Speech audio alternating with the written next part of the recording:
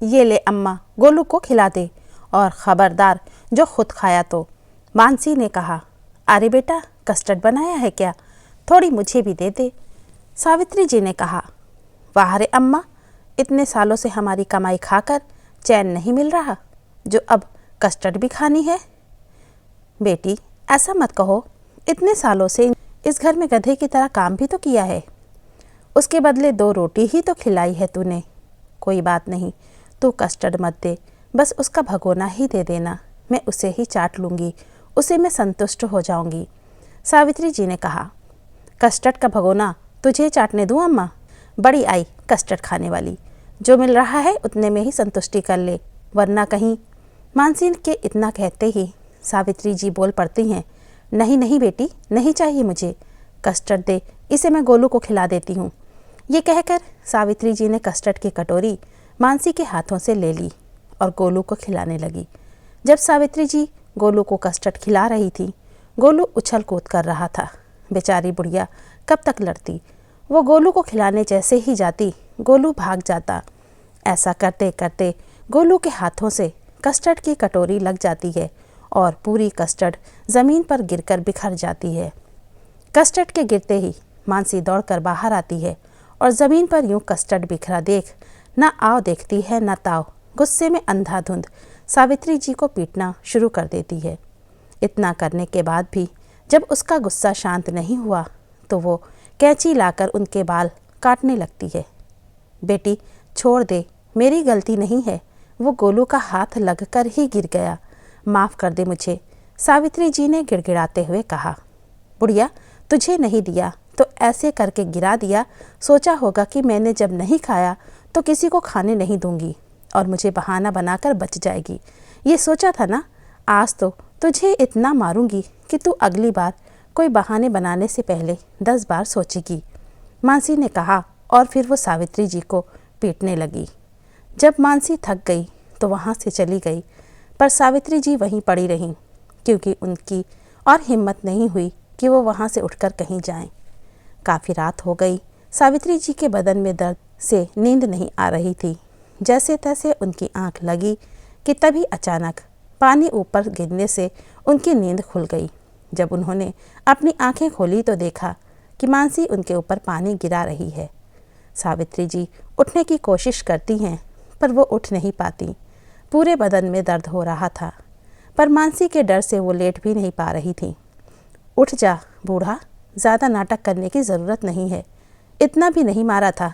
चल अब जल्दी से बर्तन साफ़ करके नाश्ता बनाओ, और हाँ, पहले खुद ही मत खाने बैठ जाना, वरना याद रखना। मानसी ने ये कहा और चली गई।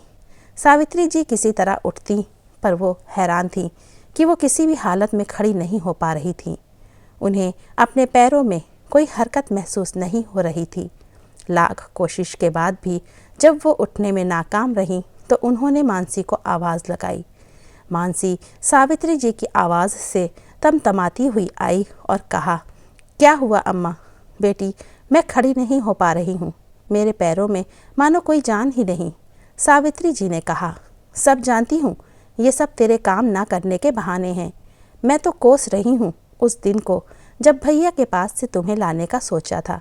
मुझे तो लगा था कि तुम अपनी सारी संपत्ति के साथ यहाँ आओगी, पर वो सब तो तुमसे पहले ही भैया ले चुके और भेज दिया इस बोझ को मेरे पास।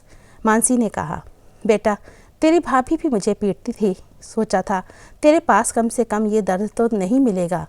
तू तो मेरी बेटी है, तू मेरा दर्द ज़रूर समझेगी, पर अब समझ आ गया है, बूढ़ी गाय की कोई कदर नहीं होती। बस जब तक वो दूध देती है और काम आती है, लोग तब तक उसकी परवाह करते हैं, वरना इसी तरह उसे बस पीटते ही हैं। सावित्री जी ने कहा, सुन बूढ़ा, अपना सामान बांध ले, तुझे अभी चलना है मेरे साथ। मानसी की ये कहते ही सावित्री जी बोली, कहाँ चलना है बेटी? तेरे भैया के पास छोड़ने जा रही है वापस? नहीं, भला भैया क्यों रखेंगे तुमको? उनका तो पिंड छूट गया, अब मेरा पिंड भी छूटे तो शांति मिले। मानसी ने कहा, पर बेटा, मुझसे तो उठा भी नहीं जा रहा, ऐसी हालत में तू मुझे कहाँ ले जा रही है? इसलिए तो तुम्हें ले जा रही हूँ। मैं समझ चुकी हूँ कि तुम अब मेरे किसी काम की नहीं, और मुफ्त में तो मैं तुम्हें पालूंगी नहीं, इसीलिए कुछ और इंतज़ाम तो करना ही पड़ेगा। मानसी ने कहा और उसके बाद वो कहीं निकल गई। थोड़ी देर बाद जब वापस आई तो साथ में एक व्हील चेयर लेकर आई और कहा, चल बैठ इस पर। बेटी, मेरे कमर में काफ़ी दर्द है, मुझे डॉक्टर के पास ले चल, मेरे पैरों को भी अचानक से कुछ हो गया है। हाँ, तुम्हारे सारे दर्द का इलाज ही लेकर आई हूँ, इस पर बैठो पहले। इसके बाद मानसी सावित्री जी को लेकर एक जगह पहुँचती है और उन्हें वहीं छोड़कर कहती है, सुन बुढ़िया, चुपचाप यहीं बैठी रहना जब तक कोई आकर तुम्हें ले ना जाए, और कोई भी कुछ भी पूछे तो खबरदार, जो मेरा नाम और पता बताया, तुम्हारा कोई भी नहीं इस दुनिया में, तभी तुम्हें छत और रोटी नसीब होगी, वरना मेरे यहाँ आकर तो तुम्हें कुछ भी नहीं मिलेगा, समझी। सावित्री जी मानसी के इन सारी बातों से सिर्फ रोए चली जा रही थी, क्योंकि उन्हें समझ आ गया था कि उनकी बेटी उन्हें बेसहारा सड़क पर छोड़कर जा रही है।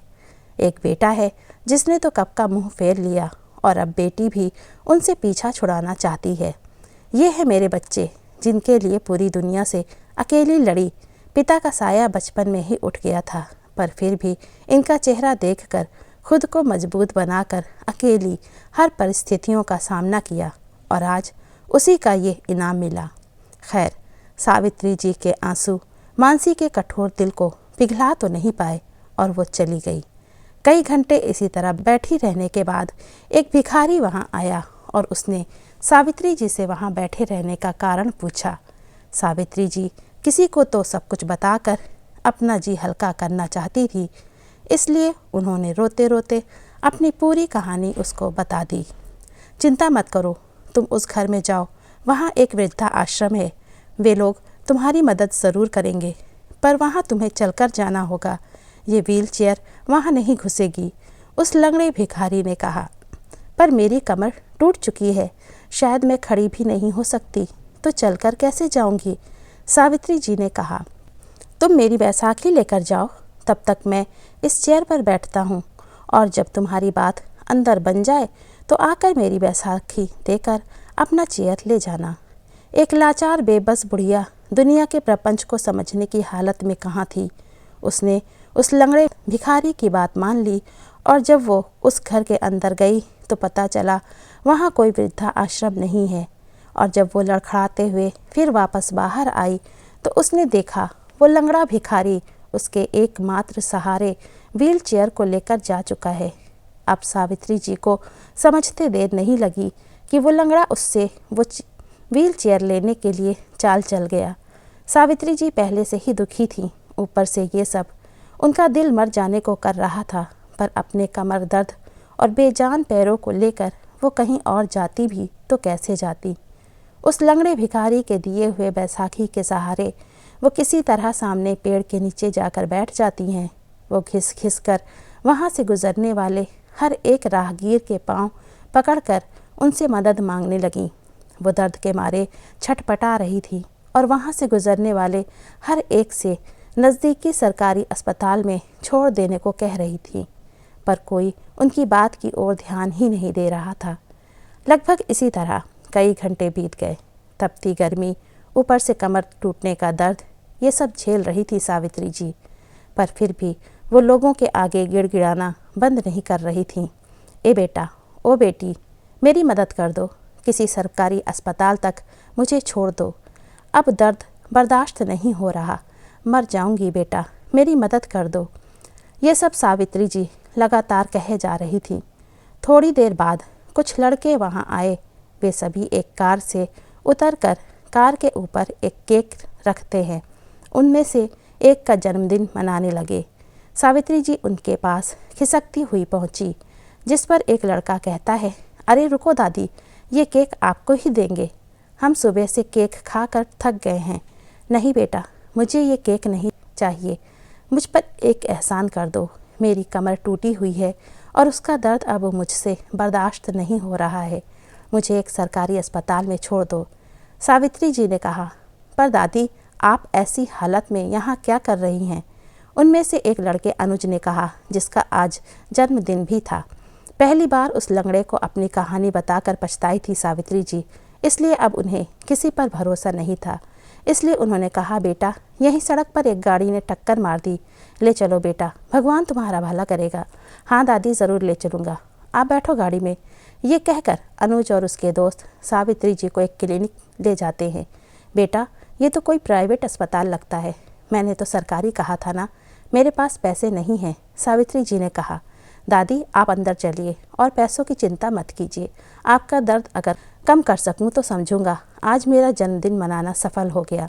उसके बाद सभी अंदर गए और डॉक्टर ने अनुज से कहा, लगता है इनको किसी ने खूब मारा है, जिसकी वजह से उनकी ना सिर्फ कमर की हड्डी टूटी है बल्कि पैरों के नसों को भी नुकसान पहुंचा है। इनके काफ़ी सारे टेस्ट करवाने पड़ेंगे, फिर जाकर इलाज कर पाएंगे। आपको जो सही लगे वो कीजिए डॉक्टर, बस इनका दर्द कम होना चाहिए, अनुज ने कहा, जो सावित्री जी भी सुन लेती हैं और अनुज से कहती हैं, बेटा, तुमने मेरे बारे में इतना सोचा, इसके लिए दिल से शुक्रिया, पर इस अस्पताल का खर्चा काफ़ी हो जाएगा और तुम मुझे यहाँ छोड़कर चले जाओगे तो यहाँ ये लोग बिना पैसे के मुझे छोड़ेंगे भी नहीं, जो कि मेरे पास नहीं है। तो बेटा, तुम सिर्फ डॉक्टर से बोल दो कि मुझे दर्द की कुछ गोलियाँ दे दे, तुम्हारा बहुत एहसान होगा। दादी, मैं आपका पूरा इलाज करवाऊंगा, आप चिंता मत कीजिए। मैं कहीं भागूंगा नहीं, मैं उन लोगों में से नहीं जो अपने माता पिता को यूं छोड़ दूं, अनुज ने कहा। बड़े खुशकिस्मत हैं वो माता पिता जिसने तुम जैसे बेटे को जन्म दिया, वरना मेरी जैसी औलाद। ये कहकर सावित्री जी फूट फूट कर रोने लगी। दादी, आपका ये हाल, मतलब आपके परिवार वालों में कौन कौन है, अनुज ने कहा। क्या बताऊं बेटा, मेरे 2 बच्चे हैं। बेटे ने पहले ही मुझसे नाता तोड़ लिया क्योंकि मुझ बुढ़िया उसे बोझ लगने लगी थी। बेटी साथ ले गई तो उसने भी मेरा वो हाल किया कि ना तो जी रही हूँ और ना ही मर रही हूँ। उसके बाद सावित्री जी ने अपनी पूरी कहानी सड़क पर बेसहारा छोड़ने तक की अनुज को बता दी। बेटा, अब तो बस अपने मरने का इंतज़ार है ताकि इन सब दुखों से मुक्त हो जाऊं, सावित्री जी ने कहा। ऐसे कैसे मरेंगी आप दादी, अपने गुनाहगारों से बदला नहीं लेंगी, अनुज ने कहा। अब अपने बच्चों से एक माँ बदला लेगी, ये कैसी बातें कर रहे हो बेटा, सावित्री जी ने कहा। हाँ दादी, आपके बच्चों ने न सिर्फ आपके ऊपर अत्याचार किया बल्कि आपके जीवित रहते हुए भी आपका श्राद्ध कर डाला और तो और आपके मरने की खुशियाँ भी मना ली। ऐसे बच्चों को सबक सिखाना तो बनता है ना। अनुज के इस बात से सावित्री जी चौंक जाती हैं और इससे पहले वो कुछ बोलती, अनुज कहता है, दादी, मैं चीकू हूँ, आपने मुझे पहचाना नहीं। पहचानती भी कैसे, जब मैं छोटा था तभी बुआ आपको पापा के पास से ले गई और उसके बाद मैं बाहर चला गया। मैं कई बार पापा से आपसे मिलवाने की बात कही पर पापा ने हर बारी टाल दिया। जब मेरी नौकरी लगी और मैं घर आया तो देखा बुआ पापा के साथ मिलकर आपके श्राद्ध के काम कर रहे हैं, पर उस दिन आपको उस हाल में देखकर मुझे उनकी असलियत का पता चल गया। पापा और बुआ इतने नीचे गिर जाएंगे सोचा नहीं था। चीकू, तू मेरा छोटा सा चीकू है, ये कहकर सावित्री जी रोने लगी और फिर कहने लगी, किसने सोचा था कि मानसी मुझे यूं फेंक कर जाएगी और मैं बरसों बाद अपने चीकू से मिलूंगी, वो भी ऐसी हाल में। पता है चीकू, मैंने ना जाने कितने लोगों से मदद मांगी पर किसी ने मेरी मदद नहीं की। शायद तुझसे ही मिलना आज मेरा लिखा था, इसलिए और किसी ने मदद नहीं की। दादी, अब आप चिंता मत कीजिए, बुआ और पापा को मैं सबक सिखाऊंगा, आप तो बस अब आराम से रहिए, अनुज ने कहा। उसके बाद अनुज घर जाता है और अपने पापा से इस बारे में कुछ भी नहीं कहता है।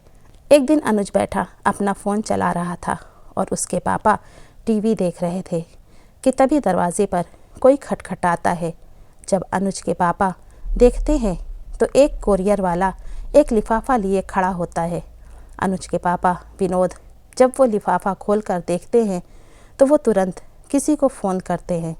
अनुज वो सब कुछ खामोशी से देख रहा होता है और ऐसे जताता है कि उसका ध्यान कहीं और है। हेलो मानसी, गजब हो गया, माँ को ढूंढना पड़ेगा, तुम जल्दी घर आ जाओ।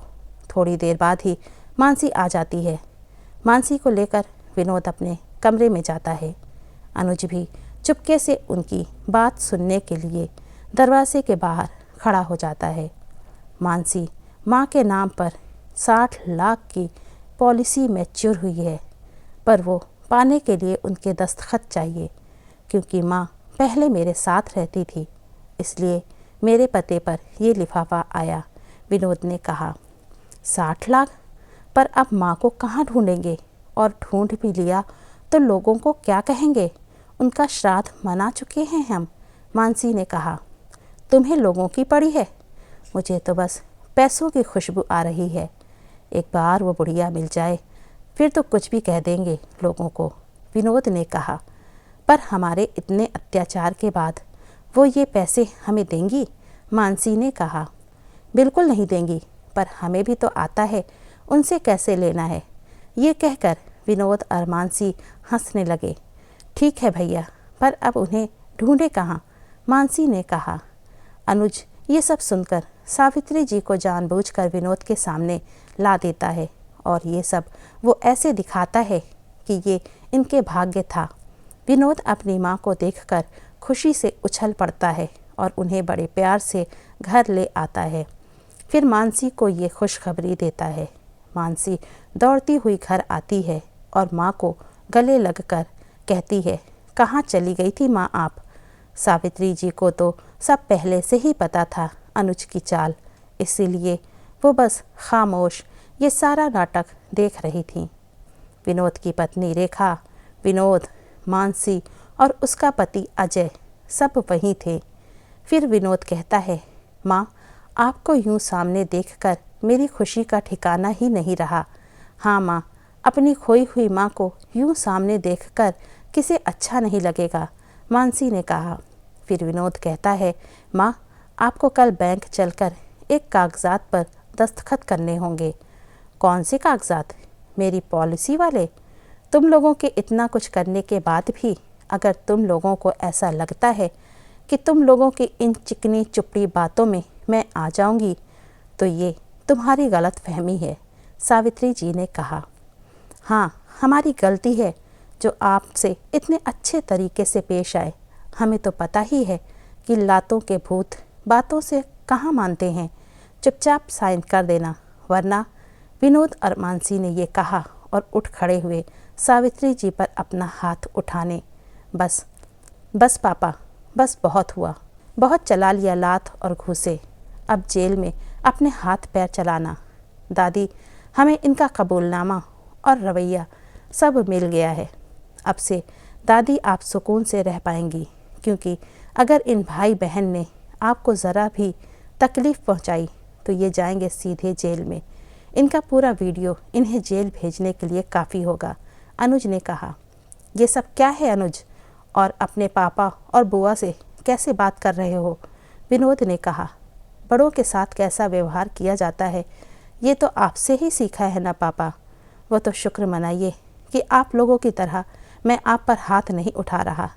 अनुज की ये कहते ही विनोद उस पर हाथ उठाने ही वाला होता है कि तभी अनुज विनोद का हाथ पकड़कर कहता है, बस बहुत हो गया पापा। अब या तो आप दादी को पूरे सम्मान और सुकून के साथ यहाँ रखेंगे या फिर जेल में रहना पसंद करेंगे। ये मैं आप पर छोड़ता हूँ। और बुआ, आप कहाँ चली? आप भी दादी को परेशान करने में बराबर के हिस्सेदार हैं।